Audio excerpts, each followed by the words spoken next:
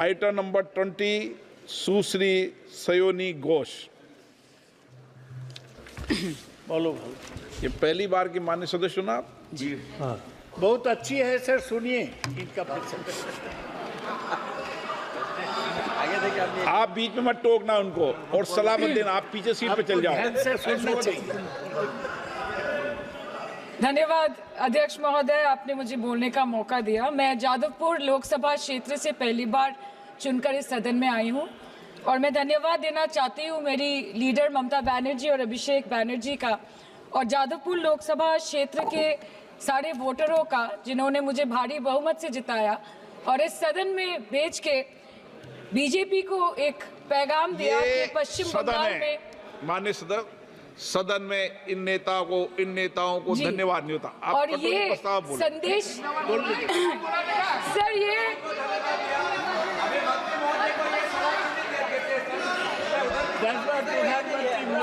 Sir okay sir, no problem sir.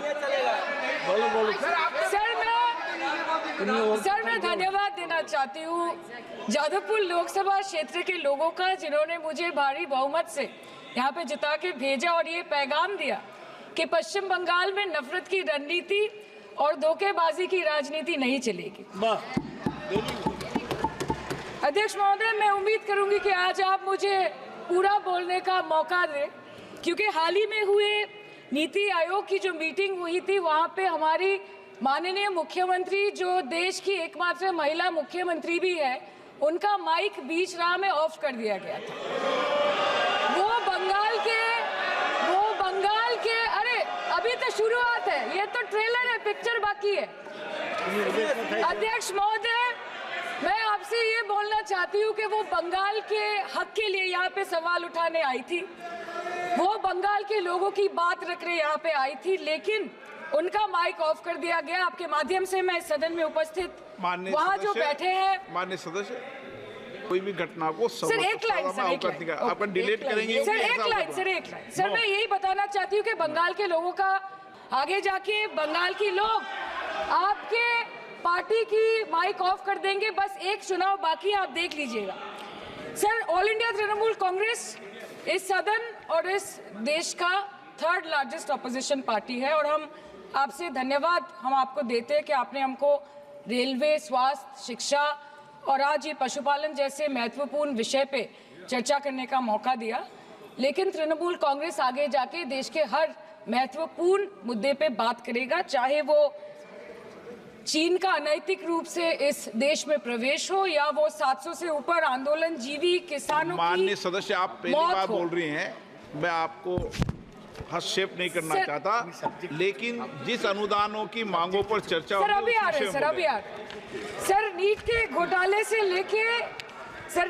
घोटाले से लेके जीएसटी के बोझ तक, एयरपोर्ट की छत टूट जाने से लेके रेल पटरी से छूट जाने तक, तृणमूल कांग्रेस के सदस्य, हर सांसद देश के हर गंभीर मुद्दे पर चर्चा करेंगे। बस यही आपको बोलना था। Respected sir, Mamati Manush is the Magna Carta of the governance of West Bengal and our party, and I feel truly honored that today I've been given the opportunity to talk on a ministry which is intrinsic to the Mamati Manush of the country. हमारे किसान अपनी मवेशी को, अपनी फसल को माँ की तरह पूछते हैं, जिस खेत में वो हल चलाते हैं उस जमीन को नमन करते हैं। But does this major sector get support from the government? Sir, Indian agriculture supplies around 58% of India's livelihood and is a principal source of income for half of the population, accounting for 17 to 18% of the country's GDP. 70% of India's rural poor depend on livestock and farm animals. But does this sector get what it deserves? इसका जवाब अगर आप देश के किसान से पूछेंगे तो वो आपको यही बात बोलेंगे कि चाय से शुरू हुई थी सरकार और गाय पे अटक गई और विकास की मौसी 10 साल में रास्ते में भटक गई। Sir, exorbitantly high cost of cattle and poultry feed under the mismanagement of this sector by the current government and wholesale fodder inflation hovering between 25% to 28.6% in the last 2 to 3 years, it is a 9-year high. Sir, किसान खुद क्या खाएंगे? अपने परिवार के लोगों का खिलाएंगे? अपनी गाय, भैंस, भेड़, बकरी को क्या खिलाएंगे? सर, ऐसे ही वारदात होते हैं जहां गरीबी से जूझता हुआ एक किसान, उसको अपनी गाय भेड़ बकरी को बेचने में मजबूर करते हैं और अंत में जाके वो अपनी खुद की जान ले लेते हैं। सर, पिछले 10 सालों में 1,12,000 किसानों ने इस देश में आत्महत्या की। एनसीआरबी की एक रिपोर्ट के अनुसार 10 साल में हर दिन इस देश में एवरेज में 30 किसान हर दिन अपनी जान ले लेते हैं। सर, इस देश के लोगों का यही है किस्सा कि जिसको जिताया वो राजा की तरह जाएगा और जिन्होंने जिताया वो फकीर की तरह। सर, ये बहुत गौरक्षा की भी बातें करते हैं।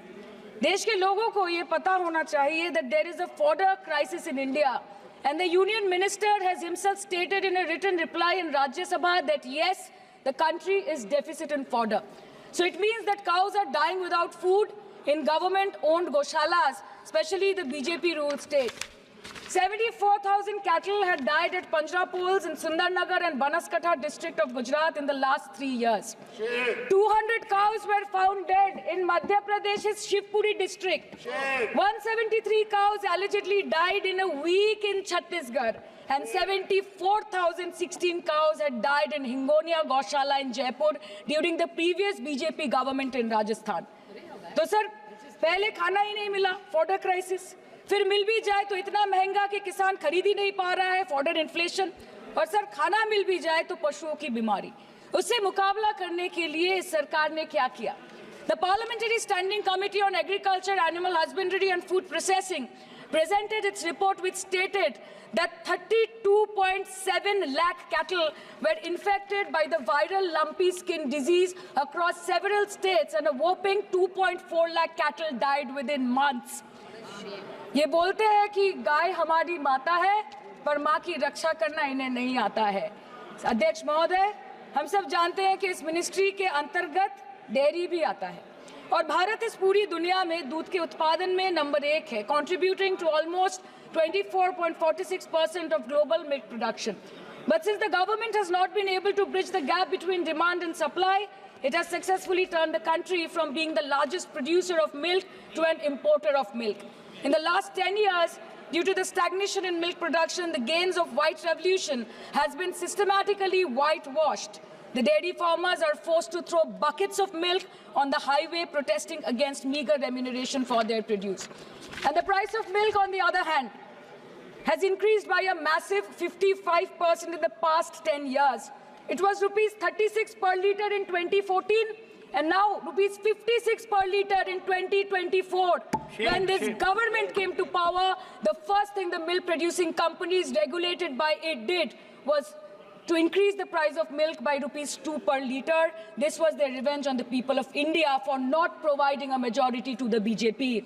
आम आदमी के दूध, छाछ, लस्सी, दही, पनीर पर 5% की GST, क्रीम, कंडेंस्ड मिल्क, मक्खन, घी पर 12% की GST और अमीरों के हीरो पर सिर्फ 1.5% की GST। सरकार उनको रिलीफ नहीं देती है जो विदेश में जाके मिल्क शेक और लाते की चुस्कियां लगाते हैं। ये सरकार उनको रिलीफ नहीं देती जो आम आदमी 2 पैकेट दूध खरीदने से पहले 10 बार सोचता है। सर, बचपन से हम सुनते आए थे कि संडे हो या मंडे रोज खाओ अंडे। India rank 2nd in egg production in the world और अंडे का फंडा यही है सर कि भारत के बच्चों के किस्मत में महीने में एक अंडा नहीं मिलता। मिड डे मील के चलते हफ्ते में अगर एक आध अंडा मिल भी रहा था तो कहीं धर्म के नाम पे तो कहीं महंगाई के चलते उसे बंद करने की मांग उठ रही है। Sir, more than 50% children under the age of 5 suffer from chronic malnutrition in the country and roughly 17% children are underweight, and yet most BJP ruled states do not serve eggs in midday meal scheme. This is the example of Poshan Kal in India. Sir, अंत पे आते हैं मच्छी पे। आप लोगों को ज्यादा पसंद नहीं पर हम क्या करें, हम तो माछे भाते बंगाली है, हमको तो बोलना ही पड़ेगा। And not to forget that 2.8 crore fisher folk are employed directly in catching fish in the country and millions are employed in the value chain of selling fish and aquaculture. India stands 3rd in the world in the terms of fish production, contributing to 8% of global fish production and ranks 2nd in aquaculture production. The PM talks about blue revolution, but this government has allocated only 0.045% funds out of the total budget for the flagship scheme, Pradhan Mantri Matsya Sampad Yojana.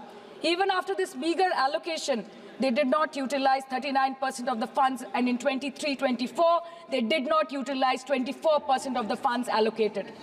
और sir, भले ही सरकार को मणिपुर शब्द से allergy हो, but the fact remains that 1.5 years of lack of governance in the state has led to endangering of the fish species in India's largest freshwater body in Manipur, the Loktak Lake.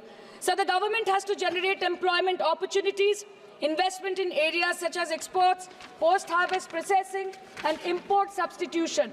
It has to deal with adversities like overfishing, depleting of fish stocks, pollution, disease outbreak, destruction of habitat, and climate change.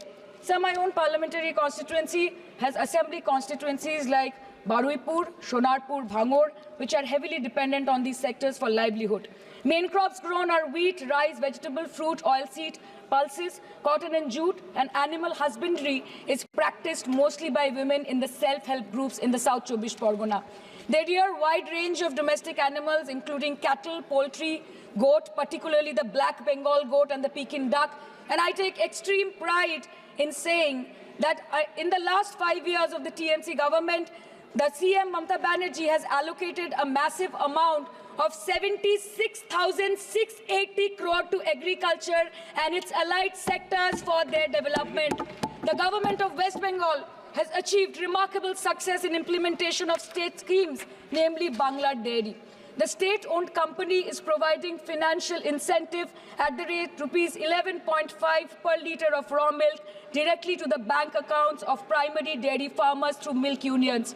Bangla Dairy procured 3.55 crore kg milk in 2023, for which rupees 109 crore was paid to dairy farmers through direct benefit transfer.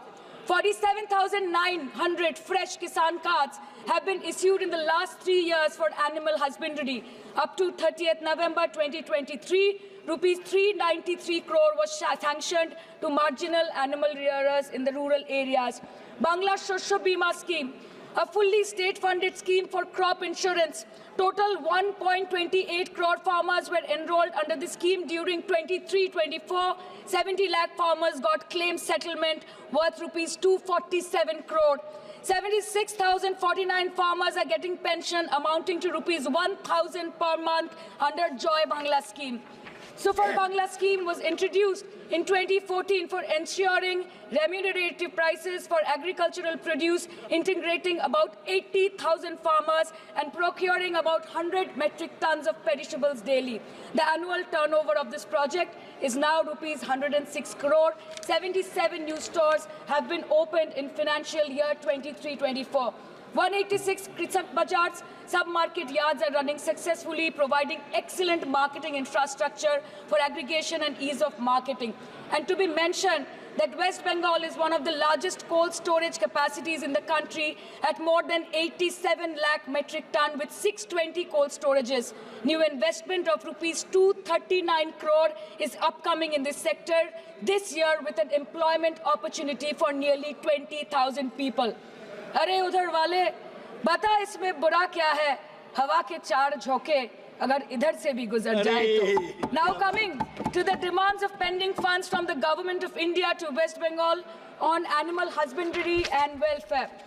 50% of the central share, rupees 12.72 crore for financial year 23-24, being the recurring expenditure for mobile veterinary units is pending with the government of India.